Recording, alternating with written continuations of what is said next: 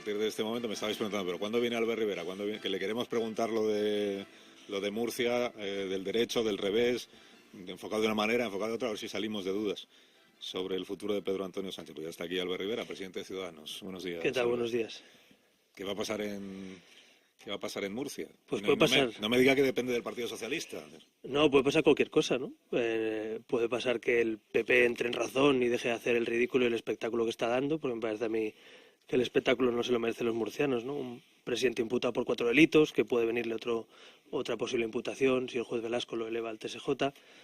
Lo que estamos viendo de la Púnica, parece, vaya, yo si estuviera en mis manos, si yo fuera presidente de un partido en el que le sucede lo mismo que al señor Pedro Antonio Sánchez, pediría que se apartara, que se pusiera otro candidato y que mantuviera el pacto de investidura, ¿no? Me parece lo que haría cualquier persona con sentido común.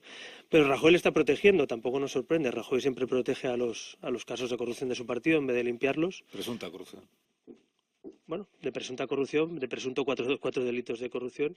Pero en este caso hay una cosa que es flagrante, que ya no depende de la corrupción, que es el incumplimiento de un acuerdo de investidura, ¿no? Es decir, el señor Sánchez se comprometió a una serie de cosas.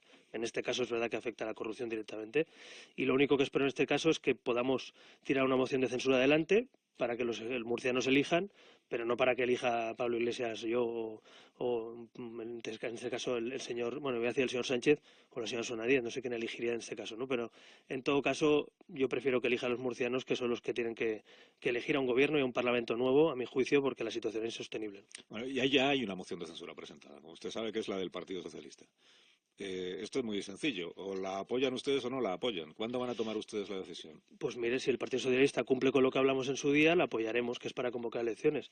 Pero si el PSOE quiere coger el poder por un día y atornillarse al escaño de presidente, pues no la apoyaremos. Es bien sencillo. Es decir, nosotros hablamos con el PSOE hace una semana, fuimos nosotros los que planteamos la moción de censura. El PSOE nos dijo que está de acuerdo en apoyarla, pero el viernes pasado, supongo que por la crisis interna hasta que tiene el PSOE, a alguien le cogió prisas y registró una moción sin escaños suficientes para sacarla. Le faltan los escaños de Ciudadanos. Y no espero a este lunes, que era lo que habíamos acordado en definitiva, para sentarnos y presentarla conjuntamente, ¿no? Entonces el PSOE se anticipó el viernes pasado, yo creo que es una cuestión interna de crisis, porque el candidato no es de estas corrientes que hay en el PSOE, ¿eh? No es de Susana Díaz ni de la gestora, es un candidato de Pachi López. Y yo creo que ha intentado, pues aquello, ser presidente por un día, ¿no? Es decir, voy a sumarme a esta moción, aunque la pierda, aunque no sumemos, y intentaré atornillarme a eso. El propio Alberto Garzón decía esta semana que algo con lo que estoy de acuerdo, a pesar de que no compartimos ideología, ¿no? Que es que hay que convocar elecciones, que es la única salida democrática que existe en Murcia. El expresidente de Murcia, el señor Garre, expresidente del PP, también pide elecciones en Murcia, o que se vaya Pedro Antonio Sánchez. Dentro de los partidos también hay gente que creo que apuesta por la solución democrática, que es votar, ¿no? Pero en todo caso, vamos a intentarlo, vamos a pedir una reunión al PSOE esta semana, hemos preparado un documento, un acuerdo político, para que firmemos PSOE, Podemos y Ciudadanos, un acuerdo que nos comprometemos a poner en marcha esa moción de censura con un decreto adjunto de convocatoria electoral y fijar la fecha de convocatoria electoral y un presidente que convoque las elecciones. Es la única salida digna, a mi juicio, teniendo en cuenta que el PP la está liando, hablando claro, porque desde luego atornillarse el señor Pedro Antonio Sánchez con todo lo que estamos viendo, escuchando, con su palabra incumplida y con una región que quedaría ingobernable, me parece que lo más sensato es convocar elecciones. El PSOE ya ha dicho que no va a presentar una moción de censura para convocar elecciones. El PSOE dice, y yo creo que no le falta razón, la moción de censura está pensada para cambiar al gobierno y presentar un programa de gobierno alternativo y, si tiene el apoyo del Parlamento, empezar a gobernar. Sí, pero no como vía para no como truco para conseguir una convocatoria electoral, la moción de censura. Darle la voz a los murcianos no es ningún truco, es lo más democrático que hay. A mí lo que me parece truco sería en los despachos sentarse a formar un gobierno que no tiene nada en común, porque Podemos quiere una cosa políticamente, el PSOE otra, nosotros otra. Entonces, si no hay proyecto común, el proyecto común no solo puede ser quitar a alguien. La única manera, lo único que nos une, en este caso a PSOE, Podemos y Ciudadanos, es que no siga el presidente imputado y que demos la voz a los murcianos, es lo único que nos une. Yo no sé por qué le tienen miedo a los murcianos, es decir, yo creo que en todo caso seguro que no se equivocan los ciudadanos cuando escogen y seguro que con las circunstancias que han cambiado tomarán buena nota de lo que ha hecho cada partido o de la mayoría parlamentaria que quieren tomar, ¿no? Así que yo en este sentido no le tengo miedo a los murcianos, confío que elijan lo que crean conveniente y le pido al PSOE, en este caso vamos a intentar convencerles, buscar el nexo común, es decir, si tiene que haber una moción de censura, tiene que haber un nexo común entre los tres partidos, ¿no? Que somos necesarios todos, ¿no? Entonces, el nexo común, a mi juicio, como decía Alberto Garzón, y como digo yo mismo, y como dice el señor Garre, el único nexo común es darle la voz a los murcianos. No hay nexo común de programa económico, no hay nexo común de programa político, y creo que es honrado decirlo. Podemos fingir que estamos totalmente de acuerdo con Podemos o con el PSOE, pero es que no es verdad. Van a fingir ya ustedes que comparten a un mismo candidato a la presidencia autonómica para que prospere la moción de censura. Es que si el señor Pedro Antonio Sánchez no la estuviera liando, pues no haría falta todo esto, pero esto es un mecanismo democrático que se utiliza precisamente para sacar al PP, en este caso al candidato imputado del gobierno, pero es que no hay otro mecanismo. Si hubiera un mecanismo más fácil, si alguien me dice que hay alguno más fácil, pero desde luego a media legislatura, con 2 años transcurridos, 2 años por delante, ingobernables con la situación actual, me parece que lo más lógico de verdad es que convoquemos elecciones. Pero bueno, vamos a intentar convencer al PSOE de aquello que ya habíamos hablado la semana anterior, es decir, de intentar convocar elecciones y dar esa voz a los... Pero el PSOE le había dicho que sí a esa propuesta. El PSOE había dicho que sí a la moción de censura y que hablaríamos del contenido de esa moción de censura, pero la ha presentado sin hablar del contenido de la moción de censura. Y nosotros le dijimos que el contenido, lo único que nos unía, porque no nos une la política fiscal, no nos une la política económica, no nos unen otras cosas, me parece más honrado decirle a los murcianos, no estamos de acuerdo en un proyecto político, económico, social, pero estamos de acuerdo en que no puede seguir un imputado al frente del gobierno. Me parece que es honrado decirle la verdad a los murcianos, y en este caso que elijan, ¿no? Así que vamos a esperar esta semana. Como decía ayer nuestro portavoz, puede pasar de todo, porque el PP también nos podía sorprender con un golpe de sentido común y cambiar o dimitir el presidente, y por tanto no había moción de censura. Pero el PP está enrocado y algo tendrá que, lo dije aquí creo hace unas semanas, ¿no? Algo tendrá que tapar o algo sabrá el señor Pedro Antonio Sánchez para que Rajoy le proteja en primera persona y haciendo incumplir un pacto, ¿no? Y yo le dije, usted se acordará, que si sabe usted qué es eso que está tapando el señor Rajoy, que lo diga claramente. Sí, si lo supiera me iría a la Fiscalía y lo haría. Lo que pasa es que me parece muy extraño. Esto es una y si no le consta, si no tiene usted pruebas fehacientes de que esté tapando algo, pues que no alimente una especulación que no tiene mayor fundamento. Bueno, no alimento, es mi opinión. Y yo opino que en el Partido Popular hay señores o señoras que están protegidos por el señor Rajoy o por su cúpula, porque seguramente conocerán las finanzas de su partido o conocerán cómo se han financiado las campañas, o en este caso, vaya, no me estoy inventando nada, cómo se ha hecho el Auditorio Puerto Lumbreras o qué pasó con la Púnica. Entonces, me parece que los españoles están muy cansados ya de que a los partidos, los viejos partidos, hagan como en el fútbol, ¿no? Que cuando tienes un imputado en tus filas, pues no es penalti, se ha tirado, es piscina,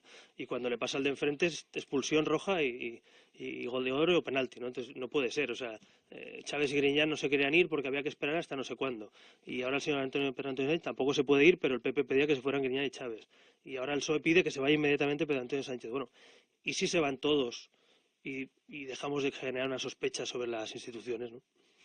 Cuando usted dice que puede pasar de todo, entre ese de todo incluimos que ustedes acaben apoyando la moción de censura del PSOE, aunque no incluya el compromiso de convocar elecciones anticipadas. No, eso no lo hemos planteado y en la Ejecutiva estuvimos hablando Si el PSOE no se compromete a convocar elecciones anticipadas, en ningún caso Ciudadanos va a apoyar esa moción de censura. Nosotros ni lo contemplamos porque ayer en la Ejecutiva del partido autorizamos con un documento y con unas condiciones a nuestro equipo en Murcia. Nuestro equipo en Murcia nos trasladó una petición de apoyar la moción que habíamos encabezado y que habíamos definido. Le autorizamos con una condición, que es que negocien con el PSOE ese documento de convocatoria electoral. Es decir, un decreto. O sea, ¿el riesgo cuál es? Que llegue el presidente del PSOE y se atornilla el escaño y diga, ya que estoy aquí me quedo, ¿no? Bueno, pues eso es lo que queremos asegurarnos en un pacto político, en un documento y un decreto que no pasa, ¿no? Entonces, eso es lo que hay que negociar. Y yo en este caso también le pido al Partido Socialista a nivel nacional que tenga en cuenta que estas circunstancias, la única manera, yo creo que sensata, honrada y limpia de salir sin permitir que el PP se atornille el imputado al escaño, es que nosotros a los murcianos le digamos que por lo menos les hemos dado un mecanismo para deshacerse de una situación absolutamente insostenible. Tendrá usted comprobado que en los periódicos que están opinando estos días, los editoriales, los comentaristas políticos, sobre la situación de Murcia, muchas opiniones favorables a lo que ustedes están haciendo yo no encuentro. Ni las encontrará. Igual la opinión más extendida es que se han metido ustedes en un lío, dando un ultimátum que terminó ayer y que ahora no sabemos cuál es su consecuencia. Se han metido ustedes en un lío por la bisoñez a la hora de lidiar con un asunto como este. Y hay muchos comentaristas, y le pregunto directamente, que están diciendo, oiga, ¿no sería más sensato esperar a que el juez del caso Auditorio tome una decisión? No vaya a ser que archive la causa justo cuando se está debatiendo una moción de censura cuyo origen es estar imputado. Bueno, yo en primer lugar la opinión publicada, con todos los respetos, la respeto, pero no la comparto siempre, ni espero. Ciudadanos ha hecho muchas cosas por el camino que tampoco nadie daba un duro por nosotros en la opinión publicada cuando nacimos, y en Cataluña, créame que la opinión publicada tampoco era muy favorable a Ciudadanos cuando empezó a crecer y a hacerse fuerte, ¿no? Así que yo respeto lo que cada uno opine, faltaría más, pero no comparto esa visión. Creo que somos el único partido que está siendo responsable en todo esto. El PP atornillado el escaño a pesar de incumplir un pacto y de tener 4 imputaciones el presidente. El PSOE, que no ha ganado nunca las elecciones en Murcia desde hace no sé cuánto, que no tiene proyecto, que está dividido, resulta que aprovecha la coyuntura para ver si pilla un escaño y un sillón un cuarto de hora. Entonces, yo creo que la única posición responsable, sinceramente y honradamente, es la de Ciudadanos, que pide regeneración, pero a la vez dice con garantías de que los murcianos puedan ir a votar, no con garantías de que esto sea un tripartito sin proyecto, sin consenso, sin ninguna política común y sin ninguna cosa que ofrecer mejor que la que ofrece el gobierno actual. Entonces, respetando la opinión publicada, los pactos están para cumplirlos. Y, por tanto, Ciudadanos cumple, Ciudadanos es un partido que está cumpliendo los acuerdos, y al PP le cuesta en materia de regeneración cumplir los acuerdos. Creo que cuando algunos decíamos que el PP y Rajoy no era la persona adecuada para encabezar la regeneración de este país, también nos daba la opinión publicada. ¿Cómo podéis decir eso? ¿Cómo podéis acusar al PP de no querer regenerar España? Pues es una opinión, pero creo que se está demostrando. Y tuvimos que apoyar una investidura en un momento muy delicado, que el país iba a terceras elecciones, y lo hicimos pues sabiendo que el PP es un partido que no quiere regenerar España. Entonces, lo sabemos, pero los españoles han votado eso.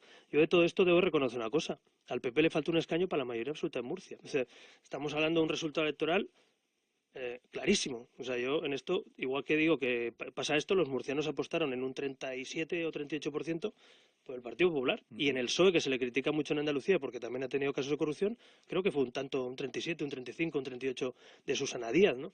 Entonces, bueno, yo opino esto. Hay una parte de España que opina que no pasa nada y que pueden seguir imputados y que hay que esperar no hasta que el juez diga algo, hasta que le condenen o le indulten, ¿no?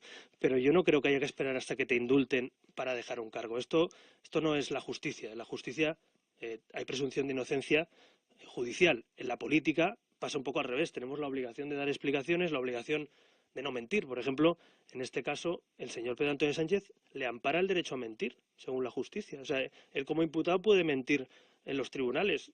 Y eso no es incoherente con a la vez ser presidente de una región y compatibilizarlo con tu mentira en un caso de corrupción en los tribunales, que es legítimo y la tiene judicialmente. Me parece que es incompatible. Antes de que mis contertulios le sigan preguntando por Murcia, seguro, hay más cosas, quiero plantearle otras, presupuestos, otras cuestiones. Una tiene que ver con una proposición que hoy lleva el Partido Socialista al Congreso y que leo que ustedes van a apoyar, que busca cambiar la manera en la que se elige al presidente de Radio Televisión Española. ¿Qué opinión tiene usted sobre el desempeño del... También se llama Sánchez, ¿no? José Antonio Sánchez, el presidente de Radio Televisión Española. No, tampoco es tan raro en España. ¿Qué opinión tiene usted sobre el desempeño del señor Sánchez, presidente de Radio Televisión Española, al frente de esa empresa pública? Bueno, en primer lugar, si me permite, para los oyentes sepan, la ley que se presenta hoy del PSOE es la misma que presentó Ciudadanos hace 4 semanas, un mes y medio más o menos. Básicamente es que tenga que haber un consenso muy amplio en la Cámara para escoger al presidente y al Consejo de Radio y Televisión. ¿Por qué? Bueno, porque no queremos asociar gobierno a televisión pública. Queremos que sea un órgano de Estado que represente a todos los españoles y si puede ser por una mayoría amplia, ¿no? Entonces, al pasar a 2/3, que es lo que decía la ley antes, o sea, no olvidemos que el PP llegó y lo cambió para poder hacerlo solo, lo que hay que volver es a restablecer esos consensos que me parece que eran más equilibrados que lo que hay ahora. A partir de eso, yo creo que hay que delimitar lo que es televisión pública, lo que es televisión privada.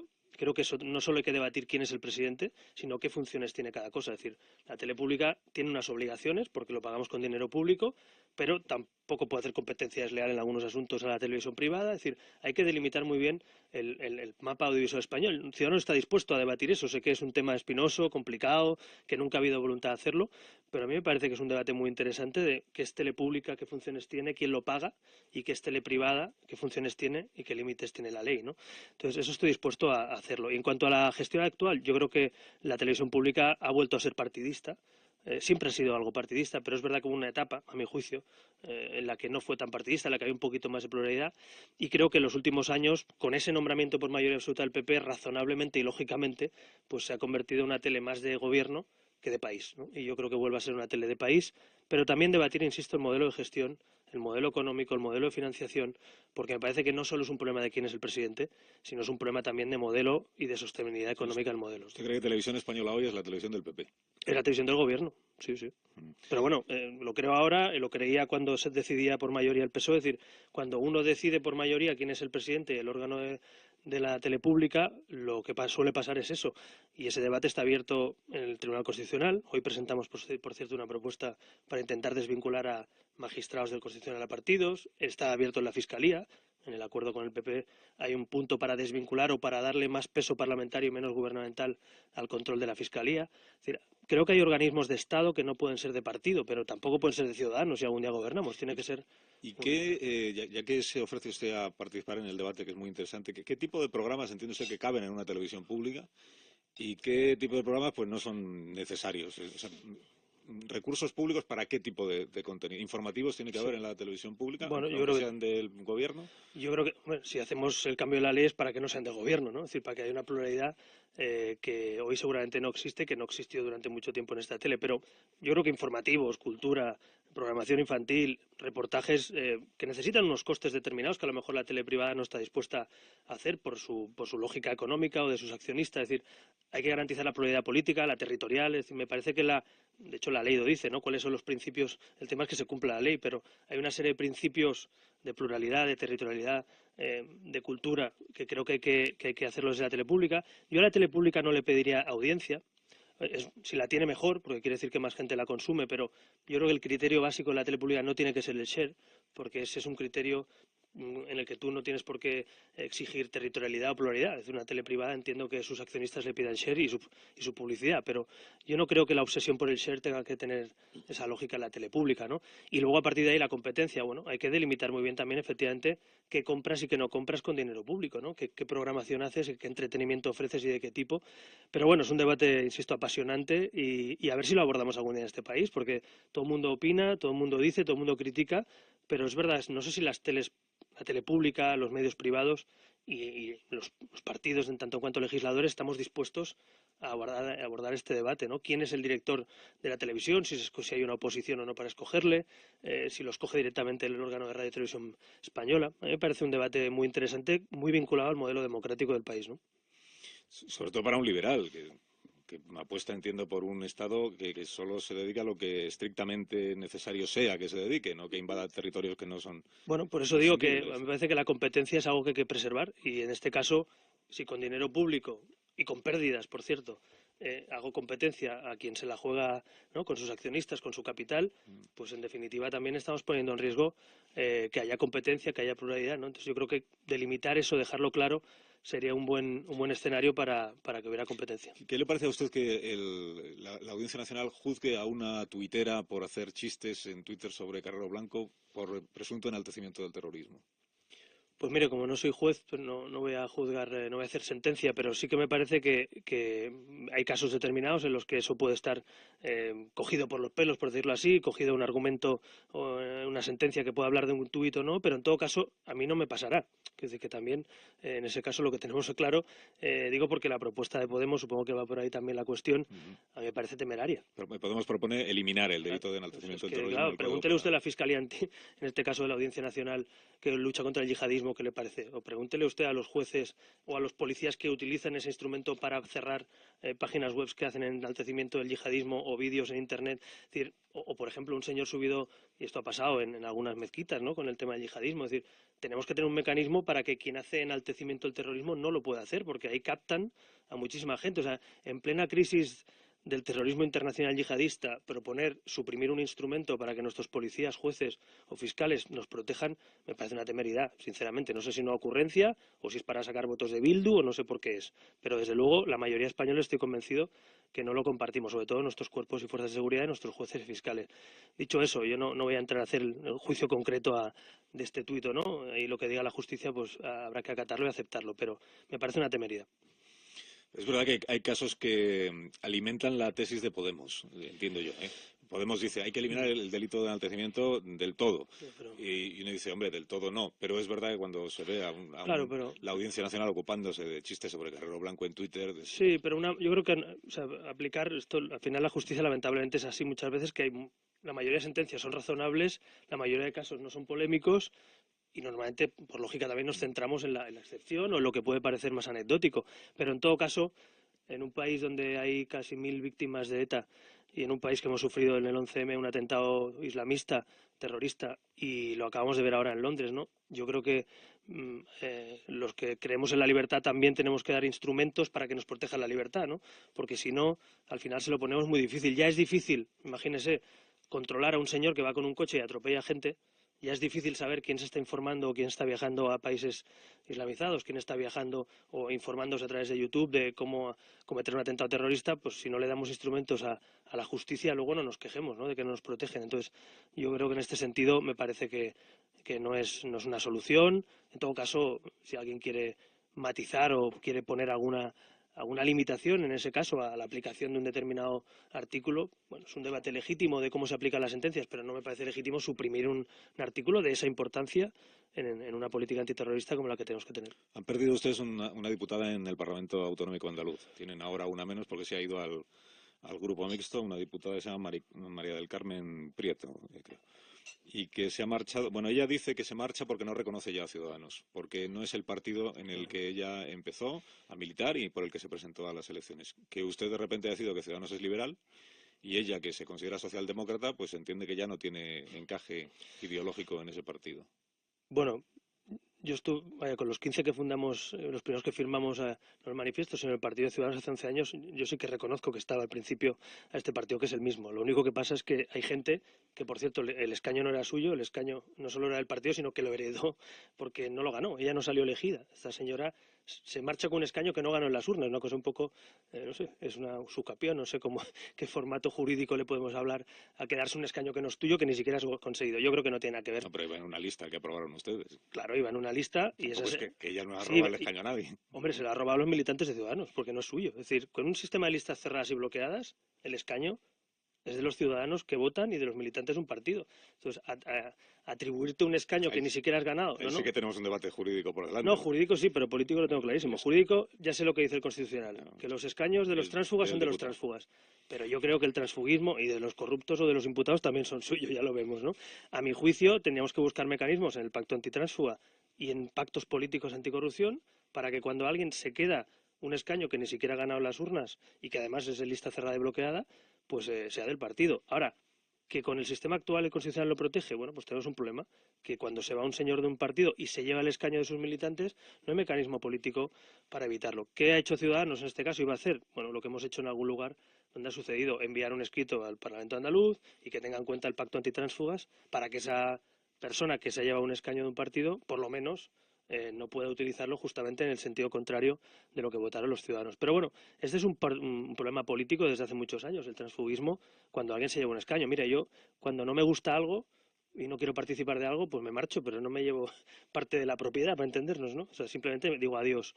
Y en este caso, en Ciudadanos, el 90% y pico de los militantes tomaron decisiones legítimas y si uno no está de acuerdo, que es legítimo no estar de acuerdo con la mayoría, lo que no puede hacer es llevarse un escaño que además nunca logró. ¿Está siguiendo con interés este nuevo partido que se está fraguando con Gorka Maneiro y con algunos de los fundadores de Ciudadanos? Dicen, hay un espacio que es el del centro izquierda antinacionalista, porque entienden que ustedes están ya más en el centro o en la derecha que en el centro izquierda.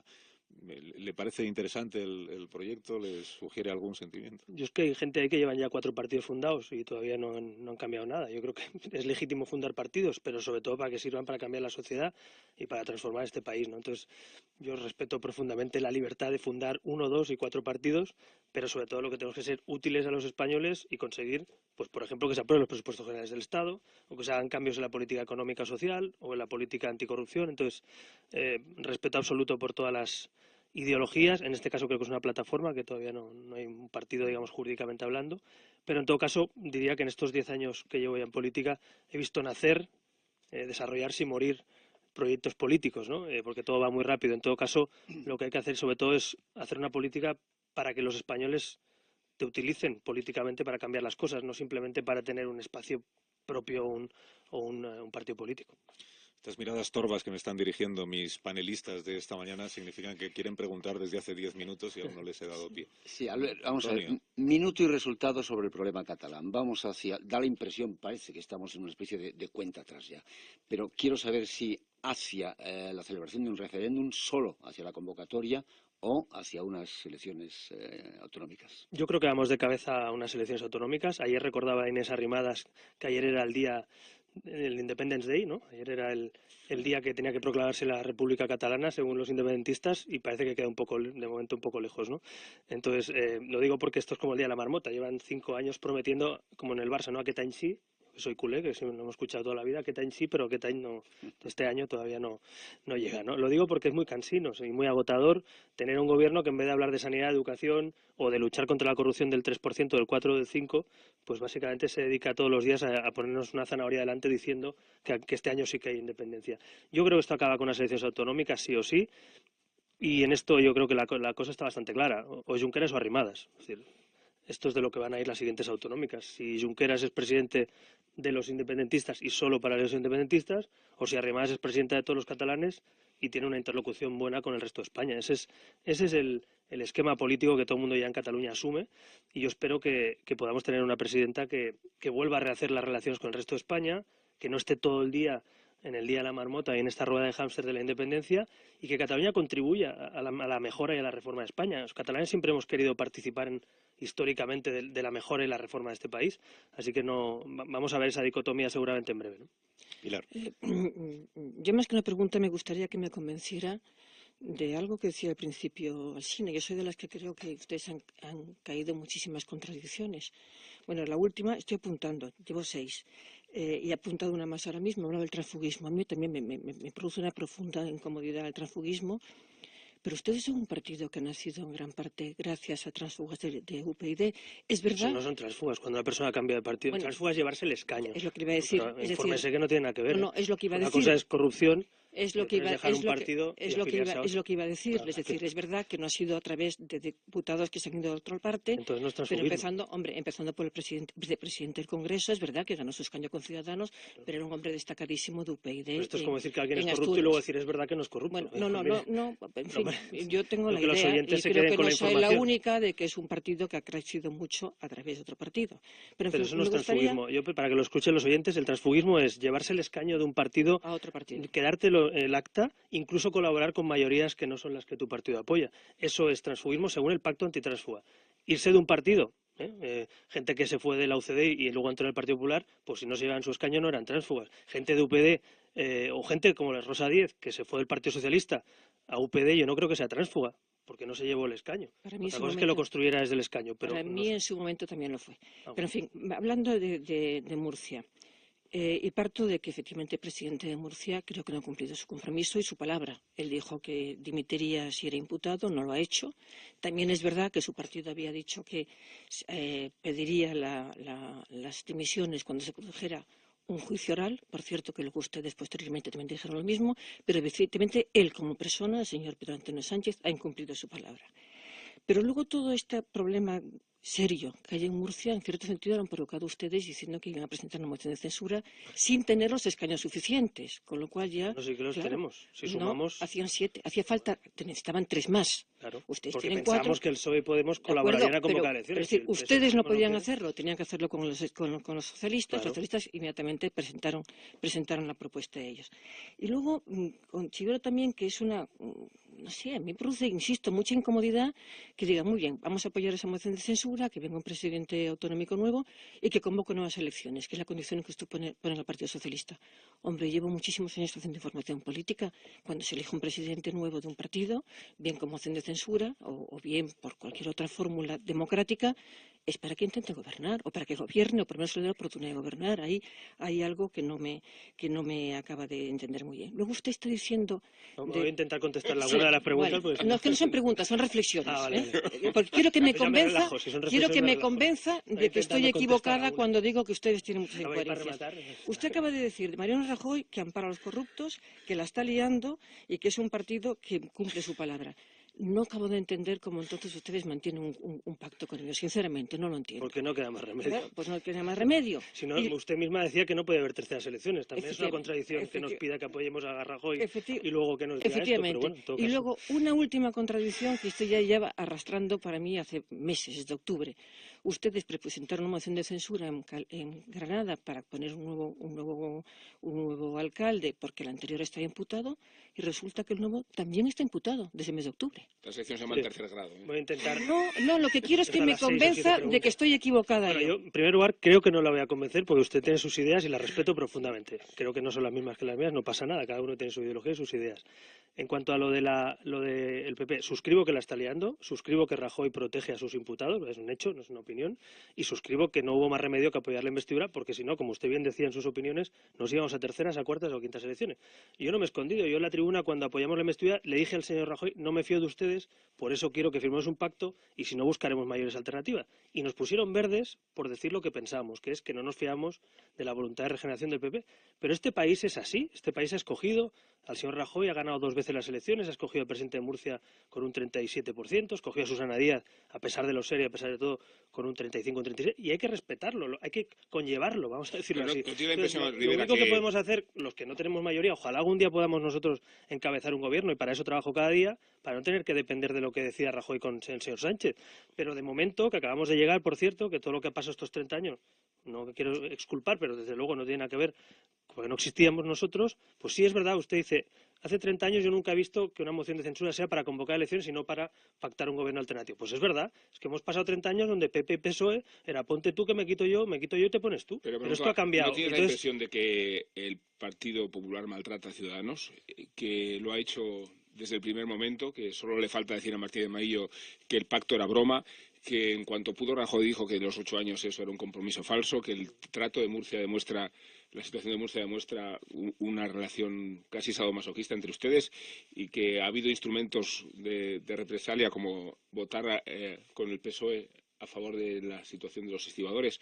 ¿Y cuánto de eso pone en peligro, esta es la última pregunta, bueno, en primer lugar, el acuerdo de los presupuestos, ¿no? Yo creo que tenemos, y esto hablo en primera persona, pero creo que ustedes también algo lo compartirán, que la política y el periodismo vivimos una burbuja política y nos pensamos que todo esto que hemos dicho, pues los ciudadanos españoles están todo el día viendo un decreto ley, viendo una moción de censura en Murcia o pensando, pero seguramente están más pendientes de si se aprueba la ley de autónomos, si tienen más permiso o menos de paternidad, si hay un complemento salarial para los jóvenes que trabajan y no tienen empleo, y de eso es lo que vamos a hablar en los presupuestos. Entonces, yo lo he dicho abiertamente, nosotros vamos a intentar que se aprueben los presupuestos con nuestras políticas, también de infraestructuras como el corredor mediterráneo, otros asuntos que hemos defendido, y si eso es así, habrá luz verde para los presupuestos. Hoy mismo, mañana, estos días se están ultimando ya las partidas presupuestarias de los presupuestos generales del Estado. ¿Eso es compatible con que el jueves se ponga en marcha la Comisión Bárcenas de investigación? Sí, es compatible. Eso no lo habíamos visto nunca, es verdad. Con el bipartidismo esto no pasaba, porque entre ellos se tapaban las vergüenzas. Con el bipartidismo no se investigaba las cajas de ahorros y el saqueo de las cajas, ahora sí. Pero yo entiendo que haya nostálgicos del bipartidismo donde se tapaban las vergüenzas, donde esto no pasaba. No, pero es que ha cambiado este país. Si usted mismo le hizo un gesto llevándose la mano a la cara diciendo que cara tiene Rajoy al sustraerse al compromiso de hacer una comisión en el Parlamento sobre la financiación irregular del PP y elevándola a Rajoy a la situación de todos los partidos en el Senado y entre los partidos ciudadanos. Es que parece que es un trato vejatorio, ¿no? Sí, pero es que me han llamado la atención algunos oyentes de Andalucía que me... Ahora cuando contesto después. No, conteste brevemente, si puede ser a Rubén, el su larguísima pregunta. El jueves se pone en marcha la comisión de investigación y dijimos que con el PP o sin el PP. Y se pone en marcha, porque el PP no tiene mayoría absoluta. Entonces, si el PP cumple el acuerdo, pues mejor, porque todo va más rápido y hay cosas que está cumpliendo, hay que reconocerla, en materia económica o en materia social. ¿En materia de regeneración arrastra los pies Rajoy? Sí, le cuesta mucho. ¿Qué hacemos? Sumar mayoría parlamentaria para investigar la corrupción, para poner en marcha una ley electoral o para cambiar algunas circunstancias. ¿Es legítimo buscar mayorías parlamentarias que quieran reformar? El tema de la ley Mordaza es un ejemplo, la televisión pública. Hay cosas que el PP no quiere sumarse, pero PSOE, Podemos y Ciudadanos las hemos tirado adelante juntos. Creo que es bueno incluso para un país que nadie tenga la sartén por el mango absoluta. Y el PP, bueno, pues podrá intentar arrastrar los pies, pero hay reformas que ya están saliendo. Entonces yo creo que el pacto en materia económica y social va razonablemente bien. En materia de regeneración, lo que el PP no apoye lo sacaremos con el resto de la oposición. Es que ven desde Andalucía para decirme que le tendría yo que haber planteado de verdad dos cuestiones. Antes le he preguntado si cree que Televisión Española es la televisión del PP y usted me ha dicho es la televisión del Gobierno. ¿Canal Sur es la televisión del PSOE en Andalucía? Menos que antes, porque hemos cambiado la ley de radio y televisión pública, igual que lo queremos hacer a nivel nacional. Hoy hay menos consejeros y hay más pluralidad de la que había, pero sí. Está menos manipulada que antes.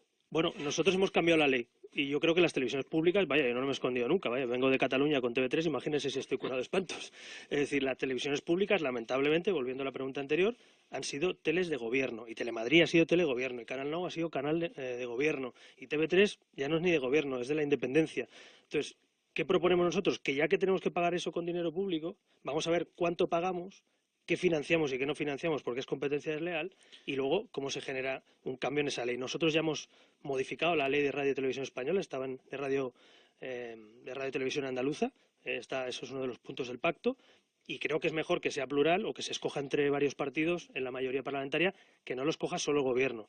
Y eso es lo que queremos trasladar ahora también, en este caso aquí. Por cierto, en Telemadrid también hemos cambiado las reglas de juego, la radio y televisión pública en Madrid hoy es una mayoría parlamentaria reforzada la que tiene que escoger a su director. Bueno, Ahora, pues me parece un poco injusto que olvide usted que en la época Zapatero hubo un tramo final con una regulación nueva que respondía a la elección del director general por 2/3, que es a lo que se quiere volver ahora. no, pues sí lo he dicho, Sí, lo he dicho, hay que volver a eso. Me ha dado la impresión que ha dicho que lo mismo con el PSOE, que con el PP siempre fue la televisión del He gobierno. dicho que hubo un espacio, Salvo bueno, la lo he ley explicado mal. electoral, sí, He dicho que vamos a volver justo a esa ley. Exacto, Sí, bueno, o sea, eso es lo que se trata. y he dicho que durante un tiempo había más pluralidad. La Pues, otra cuestión que me Perdón, matizan entonces, desde... disculpa porque De acuerdo, no me había dado de acuerdo. cuenta. La otra cuestión que me matizan desde Andalucía es que he dicho que la diputada Prieto, que ha abandonado el grupo de Ciudadanos, es porque ella dice que no se reconoce ya en el partido. Me añaden que también se ha quejado de la labor de oposición que hace o que no hace el señor Marín, al que acusa de estar, por utilizar una expresión que ha utilizado usted hace un momento, tapándole las vergüenzas a Susana Díaz y al PSOE en las comisiones de investigación en el Parlamento. tengo un lío porque dice que no somos socialistas, pero no quiere apoyar al Partido Socialista, entonces no sé cómo.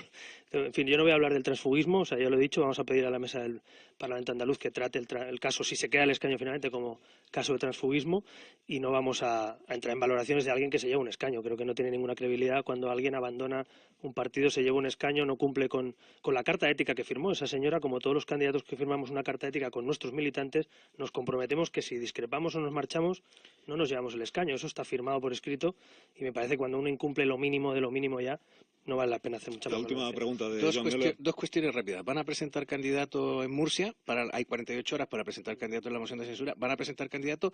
Y segundo, se da casi por descontado su apoyo a los presupuestos. ¿Usted apoyaría unos presupuestos donde además se incluyera un perdonazo a la deuda de las comunidades autónomas? En cuanto a lo primero, nosotros lo que queremos es que se convoque elecciones, nos da igual quién sea el presidente, con lo cual... ¿Pero va a haber candidato de Ciudadanos? Si el PSOE se compromete a que el presidente no se atornilla al escaño y convoca elecciones, nos va bien que sea el PSOE. O sea, nosotros no estamos buscando un sillón, o sea, no estamos buscando un candidato de Ciudadanos que presida el gobierno, para decirlo claro. Entonces, me da igual quién sea. Y en cuanto a la segunda, he leído alguna información de eso, tengo que verlo en los presupuestos. Desde luego puede haber refinanciación, lo que no puede haber es quita. Es decir, yo estoy de acuerdo en que se dé flexibilidad de pago a comunidades que tienen una pelota financiera. El ejemplo de Valencia, Cataluña, Murcia son ejemplos rescatados por el FLAG. ¿Restaría su apoyo a los presupuestos si esto quedara palpable? Hombre, si eso supone que nos quitan otras partidas presupuestarias o que suben los impuestos, sí. Si cuadran las cuentas y no suben los impuestos y eso es posible, es distinto. Pero para mí, la clave, mi compromiso con el Partido Popular es que incluyan esos 3.800 millones de euros en partidas económicas o sociales y que no suban el IRPF ni el IVA.